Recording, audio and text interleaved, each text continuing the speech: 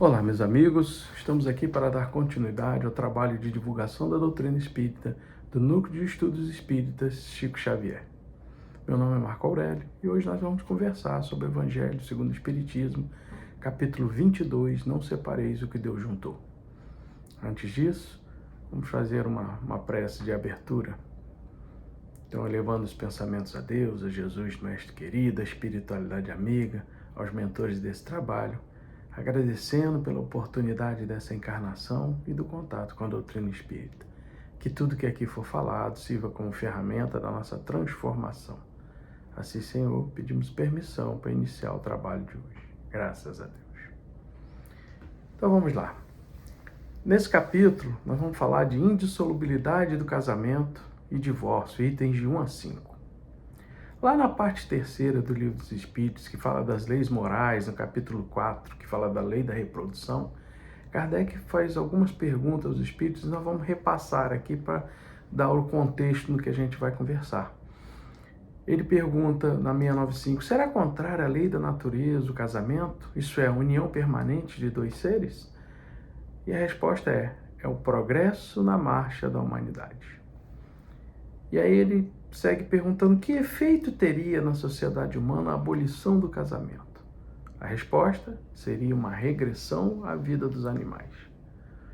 Na 697 ele pergunta se a indissolubilidade absoluta é uma lei humana ou uma lei natural. E aí eles respondem que é uma lei humana que pode ser modificada. A lei natural é imutável. E na 701 ele pergunta o que era mais conforme à lei, o que é mais conforme à lei natural? É a poligamia ou a monogamia? Aí ele fala que a poligamia é lei humana e que a abolição da poligamia marca um progresso social. Isso é o que os espíritos falaram com relação à questão de casamento. Voltando ao nosso texto, nesse capítulo, Kardec reproduz uma passagem de Mateus. E aí eu vou ler aqui para a gente, de novo, relembrar e ter o contexto. Então chegaram ao pé dele, fariseus, tentando e dizendo-lhe, é lícito um homem repudiar sua mulher por qualquer motivo? E ele, porém, disse-lhes, não tendes lido que aquele que o fez no princípio disse, portanto, deixará o homem pai e mãe e se unirá à sua mulher, e serão dois uma só carne? Assim não são mais dois, mas uma só carne. Portanto, o que Deus ajuntou, não separa o homem.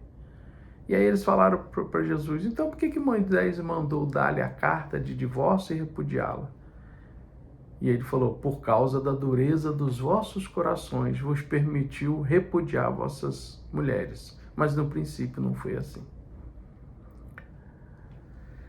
Os fariseus, eles já sabiam todas as respostas, eles eram doutores da lei. E eles ficavam nesse joguinho com Jesus com a intenção de que vão fazer uma pegadinha com Jesus, vão dar alguma rasteira em Jesus em algum momento. Só que Jesus já conhecia e já percebia intenções dos fariseus há muito tempo. Desde criança, Jesus pregava lá no templo, já conhecia a tática, a estratégia que eles usavam para pegar, para enredar as pessoas. Até por isso ele foi afastado dos templos, do templo pelos pais, porque lá atrás, quando ele já colocava os judeus em saias justas, os fariseus em saias justas, um dos fariseus que gostava lá de Jesus, gostava de Maria, chegou para Maria e falou, dá um jeito de tirar esse menino daqui, porque eles já estão tramando de alguma forma para causar algum dano para ele, porque toda hora ele botava os fariseus em saia justa. E aí Kardec, no item 5 do Evangelho, ele fala o seguinte, desse capítulo, ele fala o seguinte, o divórcio é para sancionar, legalizar algo que já estava separado de fato. Um remédio jurídico para o que já está feito. E aí a gente pode lembrar, assim, quantos casos nós conhecemos de pessoas que reconstruíram sua vida sem estar legalizado, ou seja, a pessoa casava, vivia 2 anos com uma outra pessoa, a coisa não dava certo, a pessoa se separava, cada um ia para o seu lado e reconstruíam suas famílias e viviam 30 anos, 40 anos, E essa segunda família não tinha nenhum dos direitos reconhecidos, né? Os cônjuges, os filhos, ficava todo mundo desamparado, né? A verdade é que nenhuma lei, nem nenhuma regra vai ditar norma para os corações das pessoas, né? Tem gente até que fala que o divórcio aumentou o número de separações. Na verdade, ele sempre existiu, né? Fosse tácito ou legal, o divórcio sempre existiu. As cartas de repúdio que os fariseus tinham nesse costume, na verdade, era uma proteção, era como Jesus falou, por conta da dureza dos corações. Daí foi criada essa proteção para a mulher. Por quê? Eles tinham que fazer uma carta explicando os motivos por que eles queriam se divorciar. Eles faziam essa carta e podia ser qualquer motivo.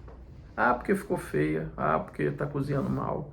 Ah, porque não limpa a casa. Qualquer besteira, mas ele tinha que fazer essa carta. Por quê? Em fazendo essa carta, ele dizia que não queria mais a mulher e ela poderia voltar legalmente ou aceita socialmente para a casa do pai. Só que isso também custava dinheiro. Por quê? No casamento, o homem, né, recebe o dote do pai da noiva. No momento que eles faziam essa carta, eles estavam abrindo mão desse dote, ou pelo menos a parte proporcional. Vamos dizer, casou, viveu 2 anos, eles calculavam lá quanto que deveria ser devolvido desse dote, né? O problema é isso que eles não faziam. Eles não faziam essa carta porque a carta era assumir que ele tinha que devolver o dote. Então o que eles faziam? Eles arrumavam outras mulheres, e aí no Velho Testamento você vai ter vários exemplos disso, e até de gente famosa, né, entre os fariseus, de que arrumavam outras mulheres, e a primeira mulher não saía de casa, porque eles não faziam essa carta de repúdio. Não fazendo essa carta de repúdio, ela não tinha como voltar para a casa dos pais, porque ela não tinha o dinheiro para voltar, e só sobrava para ela a prostituição. Então, muitas delas aceitavam ficar dentro de casa com a segunda, com a terceira mulher, servindo até de escrava para a segunda, para a terceira mulher, só para não ficar na rua, não ficar jogada na rua, né? Então, esse era vamos dizer assim, um procedimento quase que padrão ali entre os fariseus, né? Então, se quando acontecesse o divórcio, esse divórcio fosse oficial, o noivo era obrigado, ou o marido, no caso, era obrigado a devolver o dote. E é isso que eles não faziam, né? Tem até um caso famoso do Cícero, que ficou casado 30 anos com a esposa, nunca teve problema, os dois se amavam, normal.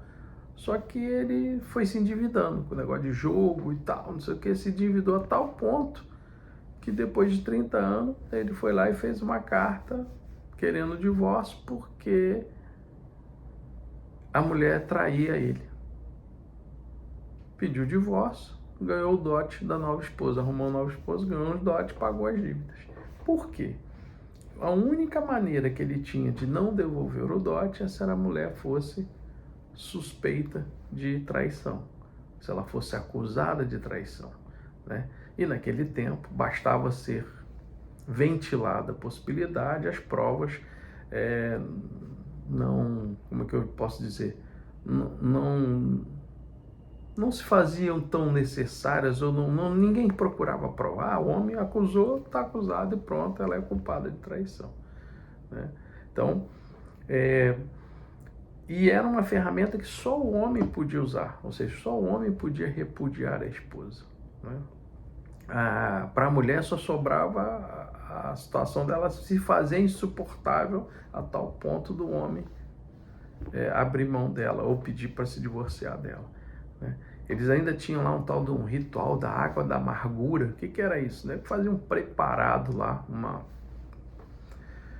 gororoba lá, era um veneno aquele troço, na verdade. e a mulher que suspeita de adultério tinha que beber aquilo. Se ela bebesse aquilo e não vomitasse, não passasse mal, não morresse, ela não era culpada de adultério. Mas se ela tivesse qualquer reação, viu? Ela era culpada. E era praticamente impossível não ter reação, porque o negócio era uma mistura feita que era um veneno. Então, não é possível uma pessoa normal, qualquer pessoa normal passaria mal com aquilo ali.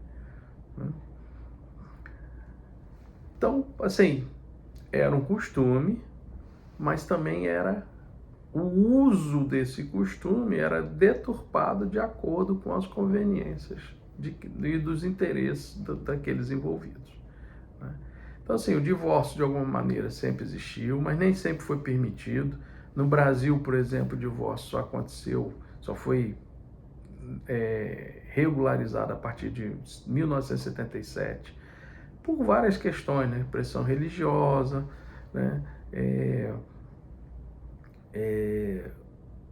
O não entendimento exatamente do que era, quais os direitos aquilo daria para a mulher, né? Porque naquela época, ou até a adoção do divórcio, a mulher era totalmente marginalizada, né? A mulher separada era totalmente marginalizada, né? Então o divórcio tinha muito preconceito, porque a igreja falava, quem separa vai para o inferno, que Deus juntou, o homem não separe, né? Mas a verdade é que muitos não tinham como se sustentar. E aí o divórcio veio para meio que dar uma melhorada nessa situação, para que a mulher pudesse ter a posição dela dentro da sociedade normal, estando ela casada ou divorciada, né? Então não cabe a gente ficar dizendo, divorciado é certo, divorciado é errado. O fato é, o casal, e aí quando a gente fala casal aqui, estamos falando dois seres, nós não estamos dizendo que é só homem e mulher, não interessa, os dois espíritos que estão se relacionando, né, e decidem se divorciar ou decidem continuar junto, isso é único e exclusivamente uma decisão daquelas pessoas que estão ali envolvidas, né? O nosso papel qualquer, bom senso, tolerância, ouvir, acolher, mas evitar de dar opiniões, porque na verdade nós não estamos envolvidos naquela situação.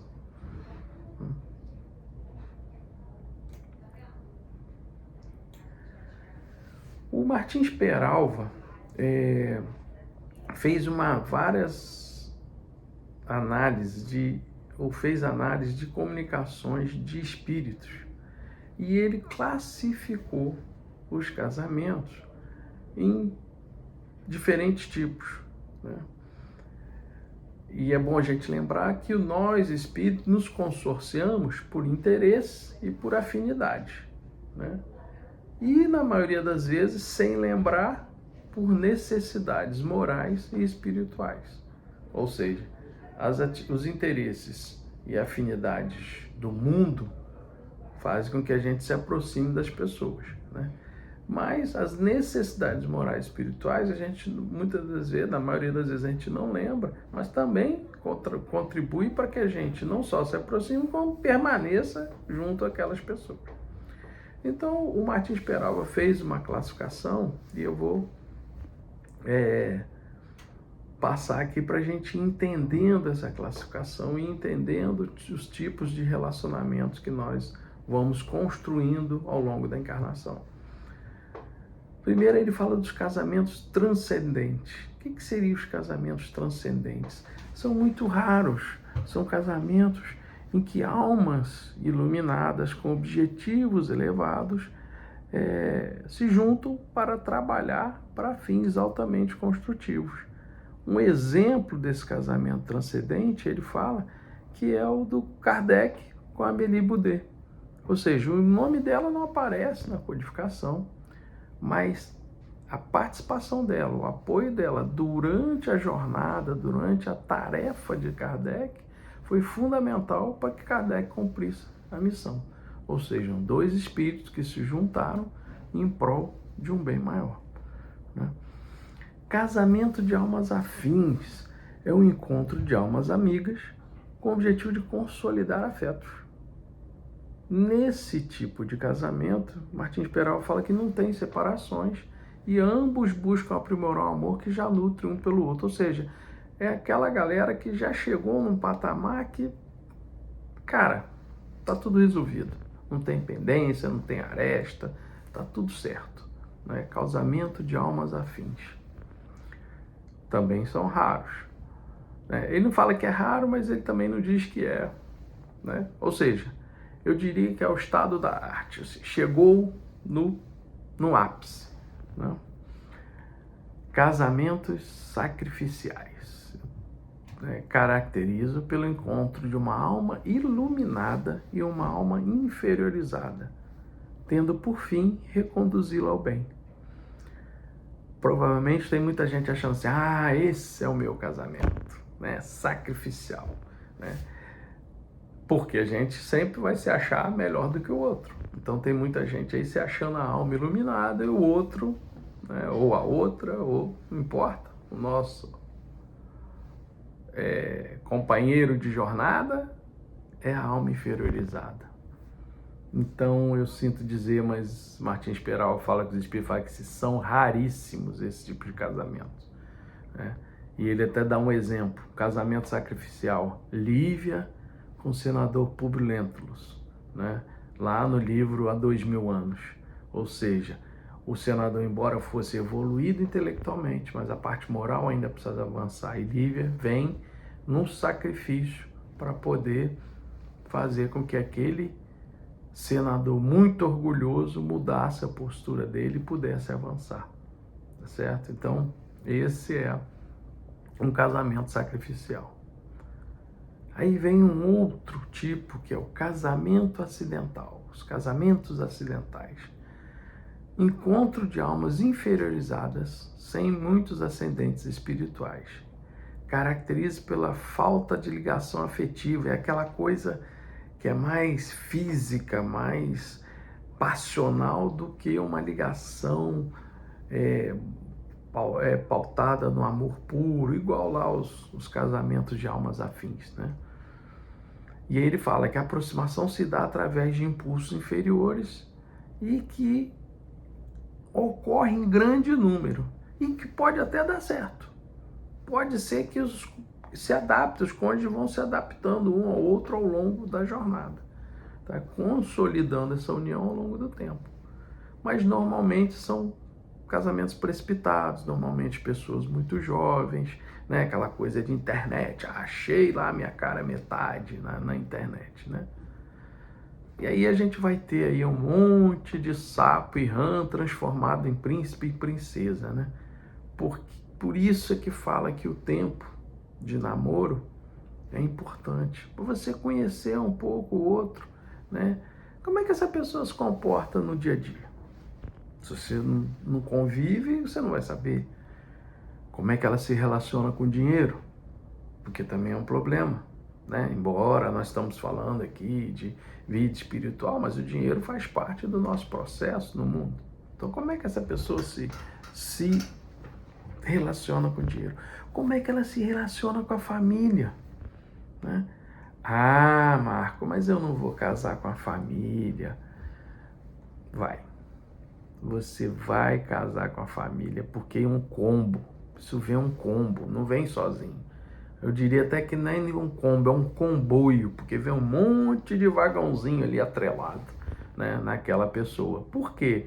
Porque não tem jeito. Você não vai matar a família do outro todo, você não vai fazer desaparecer a família do outro, nem ele vai fazer desaparecer a sua família. E essas coisas fazem parte desse processo, né? Como é que foi a educação dessa criatura? Né? Se os valores foram muito diferentes, a chance de dar conflito é praticamente 100%. Por quê? Se vocês têm valores diferentes, como que vocês vão poder chegar a um acordo, né, numa determinada situação? Se os valores são diferentes. Então, esse tempo de conhecimento é um processo necessário para que você efetivamente conheça aquela pessoa com quem você está considerando ficar ou o resto da sua encarnação ou boa parte da sua encarnação, né? A gente não sabe, mas para isso ser levado em consideração, você tem que conhecer. Aí você não faz isso e depois você fala assim, é meu karma, isso estava programado para mim, eu tenho que passar por isso. Não, foi só uma falta de avaliação cuidadosa. Foi só isso, não tem a ver com karma. Então por que a espiritualidade não me impediu? Ué, nós não temos livre-arbítrio? Como é que fica o livre-arbítrio? Eles podem ter dado vários sinais para a gente durante esse processo que não era para a gente ir por esse caminho. Só que a gente insiste, a gente, não, é isso aqui mesmo, e a gente vai. Aí eles deixam, né? Então, não é que estava programado, é que as criaturas quiseram, buscaram aquilo. E aí eu lembro lá do Evangelho segundo o Espiritismo, capítulo 5, que tem um item que fala lá, tormentos voluntários.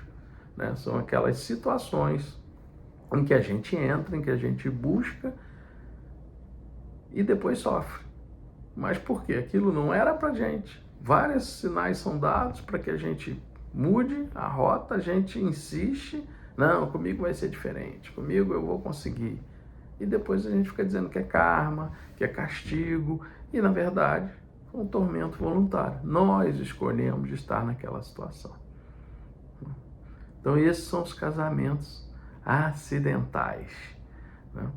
Que podem funcionar, como uma Peralva falou, mas tem uma grande chance de dar problema por ser uma coisa impulsiva, não ser uma coisa planejada, não ser uma coisa conhecida, tá certo? E aí vem os casamentos provacionais. É um encontro de almas inferiorizadas com o objetivo de se reajustarem. É o tipo mais comum que o Peralva fala. E não podia ser diferente. Nós estamos no mundo de provas e expiações. Então, nada mais certo do que casamentos provacionais. Almas que, por haverem contraído débitos kármicos mútuos, a providência divina utiliza da união conjugal para o necessário ressarcimento. No início vão ser só flores, né, por poderem se atraírem, para depois suportarem as dores, né? Até porque quando a gente está lá na espiritualidade, que estão planejando nossa encarnação, a gente fala assim, não, deixa comigo, manda vir, deixa que eu aguento. Só que aí, quando chega aqui, na encarnação, o mundo tem várias outras opções. E aí a gente, peraí, esse negócio aqui está muito duro, está muito pesado, vou sair fora e vou buscar, né, a minha alma gêmea, vou buscar a minha metade da laranja, né? Não tem isso, gente. Não tem isso de alma gêmea, de metade da laranja, de tampa da panela. No máximo, a gente é um abacaxi, né? Só que inteiro, né? Nem metade do abacaxi, é um abacaxi inteiro, né? E que provavelmente vamos encontrar um outro abacaxi inteiro, né? Então, é isso que a gente tem que perceber, né? Que cada um tem a sua jornada e que essas jornadas às vezes se encontram para ressarcimento ou para aparar estas que nós mesmos deixamos lá no passado, né? A alma gêmea não é aquela que te faz feliz, é aquela que te faz crescer. Lembra? Lívia com o Públio Lentulus, ou o Emmanuel, né?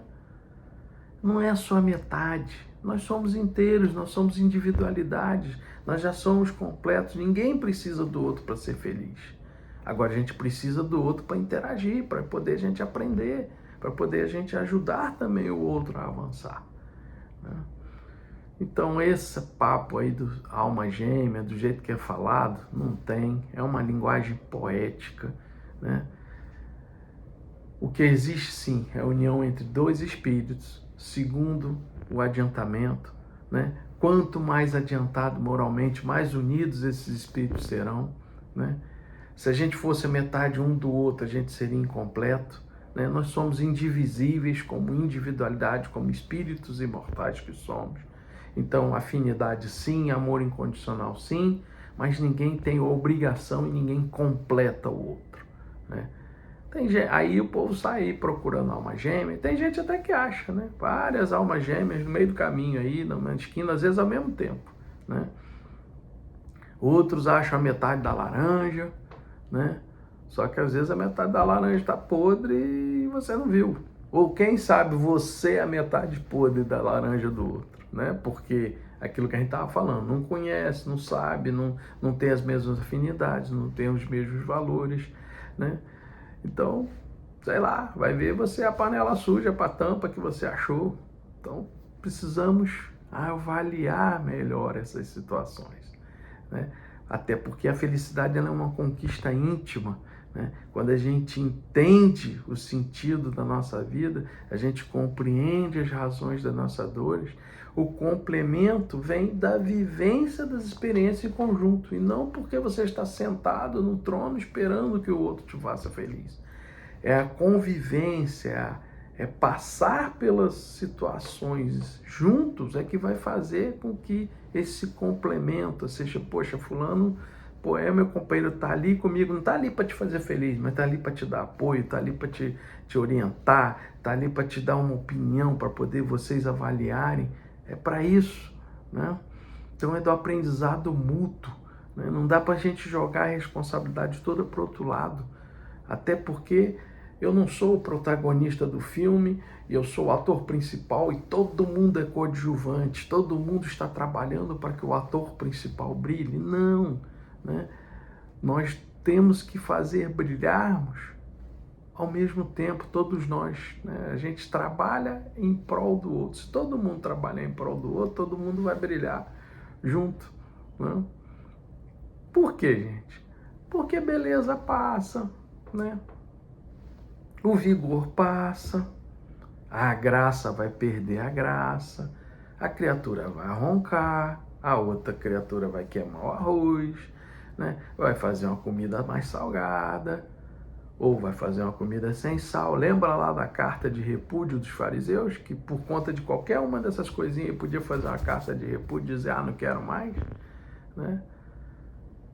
No início do relacionamento a gente leva a flor, a gente se arruma, a gente se perfuma, a gente responde a mesma pergunta 4, 5, 6 vezes e não altera a voz, ainda acha graça. Nossa, que bonitinho, ela já perguntou isso tantas vezes e eu respondi, né? A gente acha graça, só que aí o tempo passa. Aí vem a camisa do político para dormir, né? Vem as roupas rasgadas, mas é tão confortável, a roupa toda esburacada, mas é confortável, né? Resposta atravessada quando vem a mesma pergunta 4, 5 vezes. Lembra? No início dava até graça, agora já passou o tempo, pô, de novo perguntando isso, né? Cabelo desgrenhado, a barriga da cerveja, e a vida segue. Aí o engraçado é que quando a criatura, né, essa coisa vai desandando, aí a criatura fala assim, vou separar, aí separa. Aí quando separa, todo mundo emagrece, todo mundo vai para academia, todo mundo compra roupa nova, muda os hábitos, né? Caramba, por que a gente espera chegar nesse ponto para mudar os hábitos, para mudar as coisas, né? Por que a gente não preserva para que a coisa não vá degringolando? E aí depois a gente ter desculpas. Aí vem a reflexão. Será que a gente deixou ir porque aí era a desculpa? Ou porque no fundo a gente já tinha entendido isso e aí a gente não quer assumir alguma situação? Como é que é isso? Ou a gente simplesmente não fez força porque achou que eu tinha que ser servido e aí eu vou... não estou mais sendo servido do jeito que eu queria, então não quero mais, né? Então a gente precisa valorizar as qualidades e não focar nas deficiências. A gente botar a lente de microscópio nas limitações do outro, a gente vai ver coisa feia mesmo, né? Só que também as nossas limitações também serão vistas. De perto, tudo que é feio fica mais feio ainda, né? Então, aí por isso que quando aparece alguma coisa nova, a gente valoriza, não, novinho e tal, não sei o que, só que é o seguinte, você nem conhece ainda aquele novo. É uma coisa irreal, você está jogando ali uma expectativa e você não conhece, né? E aí a gente faz isso e desvaloriza o antigo, né? O que aí a gente começa a chamar de velho. Só que o novo é novo agora, ele está novo agora, daqui a pouco ele vai estar velho também, porque vai passar o tempo. Também terá limitações, também terá aos nossos olhos defeitos, que na verdade não são defeitos simplesmente, são coisas que a gente não quis ver antes e aí começa a chamar de defeito porque a gente não gosta, né? Na verdade, a gente acaba exigindo do outro uma perfeição e, na verdade, a gente ainda não está exalando essa perfeição exigida. Então, a gente precisa colocar na balança e ver o seguinte, o que é possível? Né? Porque ainda nós temos limitações. Então, o que é possível para cada um? E vamos navegando ao longo desse processo. Tem uma lenda árabe que fala que um cara falou assim, eu só vou casar com a mulher perfeita. E aí ele saiu no mundo à busca da mulher perfeita. 30 anos depois ele volta, sem conseguir o que ele saiu para buscar. E como ele já era, vamos dizer assim, mais maduro quando saiu à busca da mulher perfeita, ele já voltou velho, cansado, 30 anos depois. E aí o amigo dele falou assim, poxa, você viajou 30 anos em vão? Porque afinal você não encontrou a mulher perfeita. Ele falou, não, você se engana, meu amigo, eu encontrei sim. Mas o problema é que ela também estava em busca do homem perfeito. Ou seja, ele achou que para ela era perfeita, só que ela não achou a mesma coisa, né? E às vezes a gente comete esses equívocos com nós mesmos e reproduzimos isso com os nossos pequenos. Quer ver? Hoje a gente está criando um monte de príncipe e princesa que vão crescer e vão buscar os seus parceiros, que claro, tem que ser outros príncipe e princesa, porque príncipe casa com princesa, princesa casa com príncipe, né? Só que nessa história de que todo mundo é príncipe e princesa, todo mundo quer ter razão, né? Todo mundo quer ser servido, todo mundo quer ter prioridade em tudo. Quem é que vai servir esse povo? Porque se todos nós estamos criando príncipe e princesa, não tem vassalo para servir essa realeza toda, né? Onde é que fica o abrir mão, né? Que é uma coisa essencial em todos os relacionamentos. Você ter que abrir mão, você ter que servir, né? Então, a gente precisa tomar cuidado com isso, porque a gente está reproduzindo padrões que a gente já sabe que não vão funcionar, né? Porque é muito fácil resolver, dar pitaco na vida dos outros. Nós temos as soluções prontas.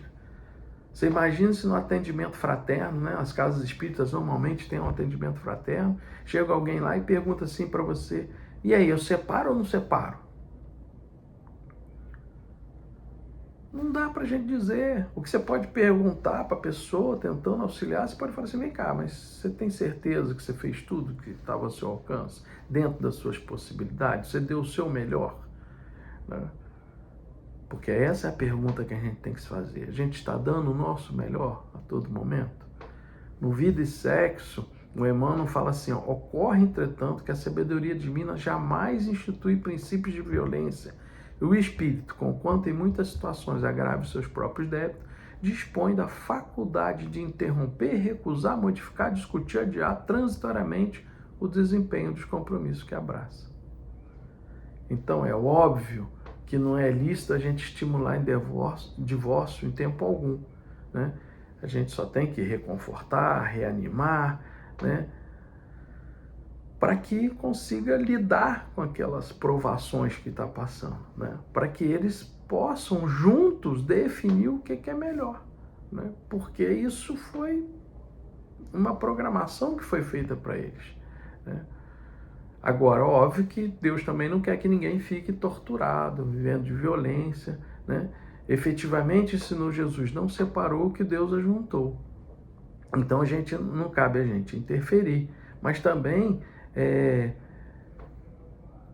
cada um desses cônjuges é que tem que definir por quê.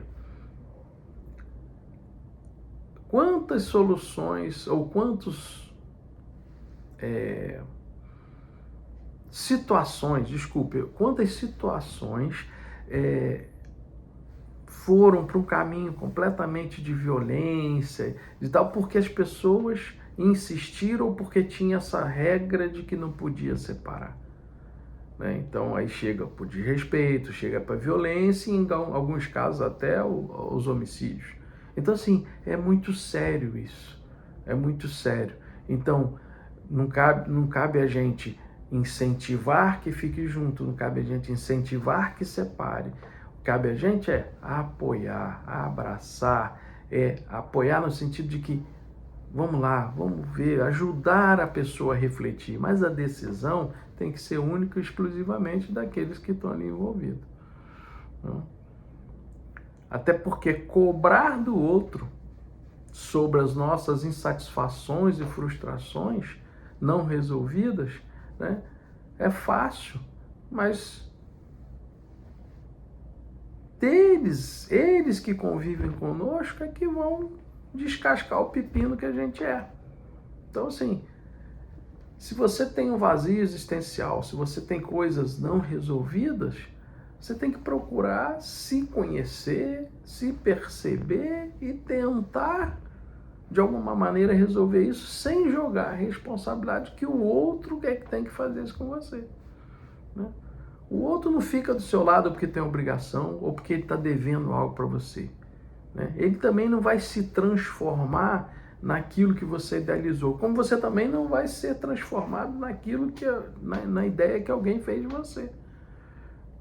Às vezes a gente se junta com uma pessoa e fala assim, eu vou mudar. Com o tempo, deixa ele casar comigo que eu vou mudar.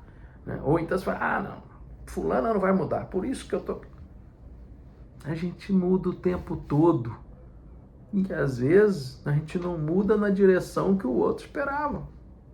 E o outro também muda e a gente às vezes não em direção que não é que a gente tinha idealizado. Né?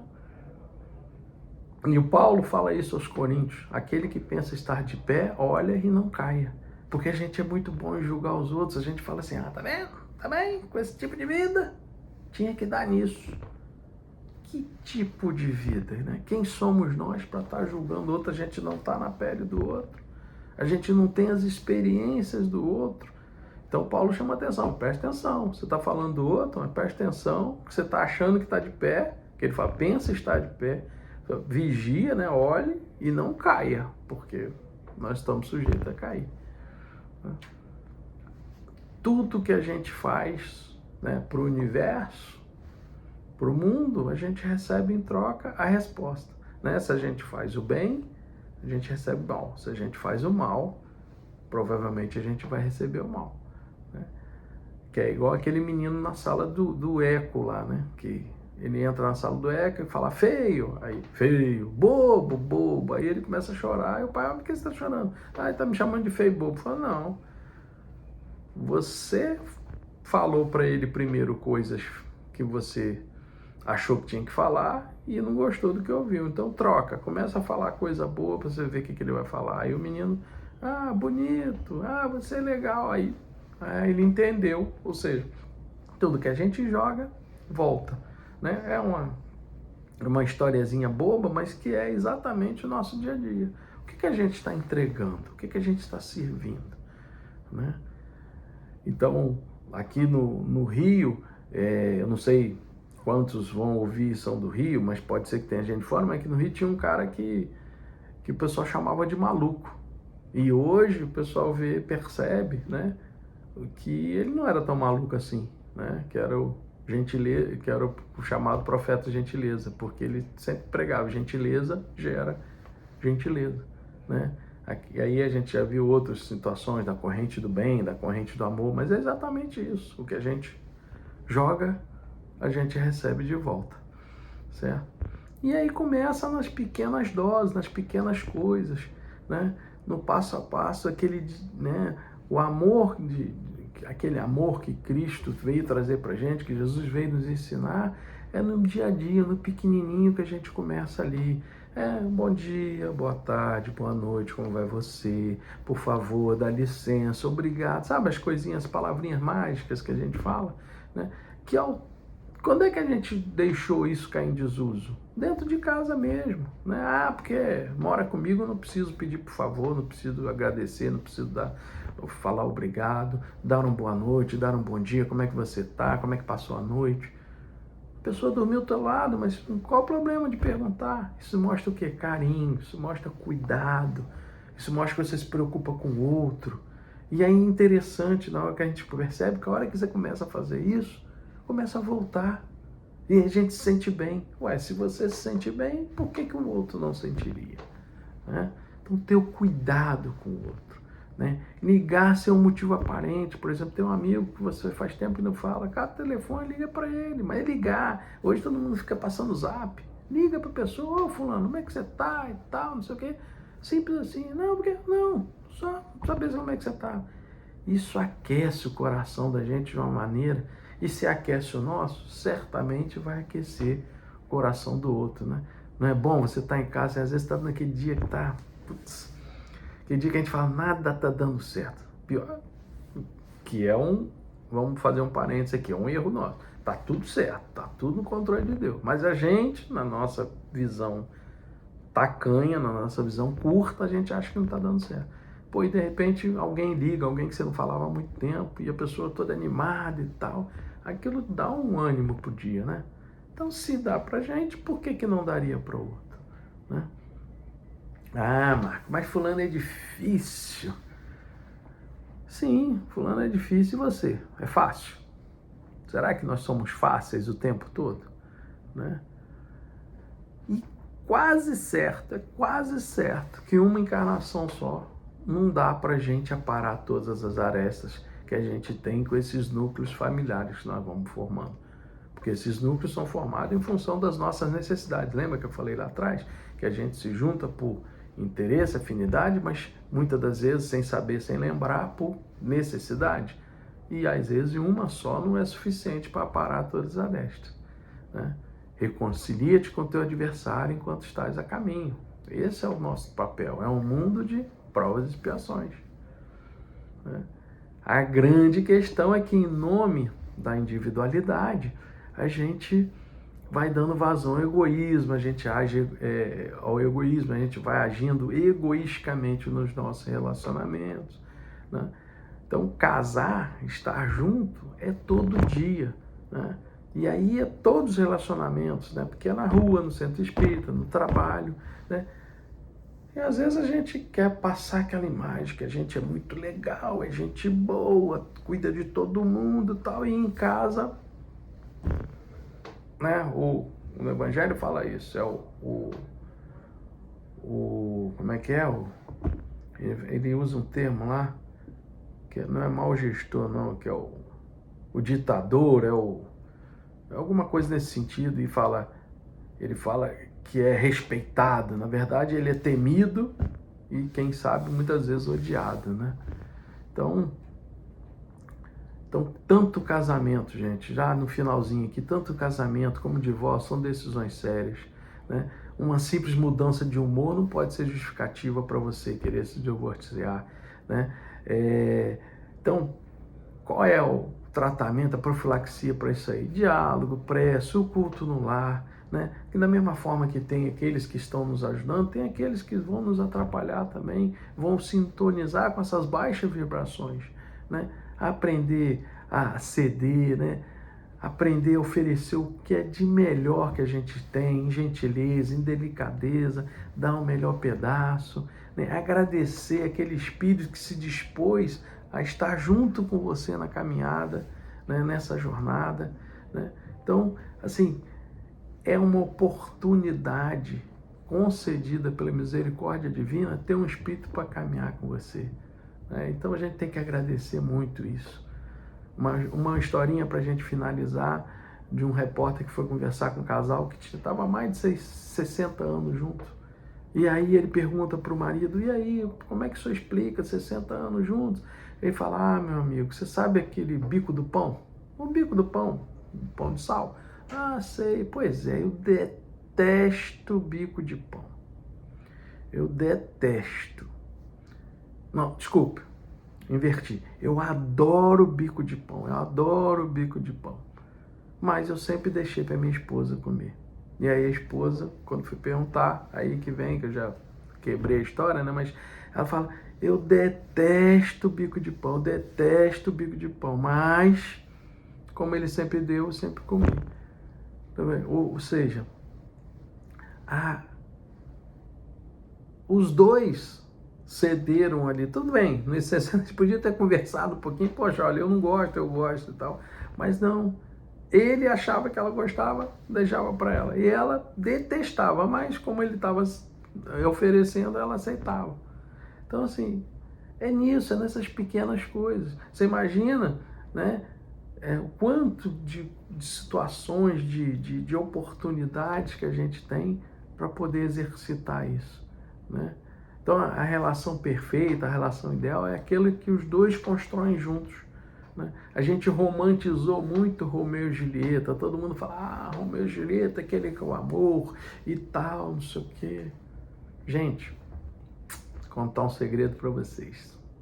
Romeu e Julieta não viveram juntos. Eles, né, tiveram aquela paixão, aquela coisa, mas não tiveram oportunidade de conviver.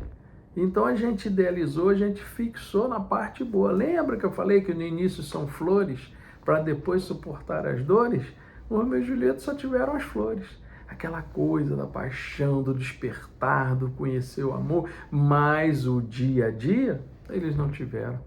E a gente fica idealizando que todos os nossos relacionamentos vão ser tipo Romeu e Julieta, né? Eles não tiveram dia a dia com sogro, com sogra, com cunhado, com família, com mau humor, com um do outro, né?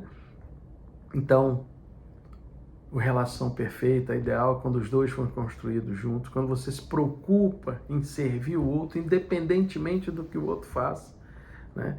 E quando a gente está agindo assim, servindo, né? Lembrando as palavras de Jesus, eu não vim para ser servido, eu vim para servir.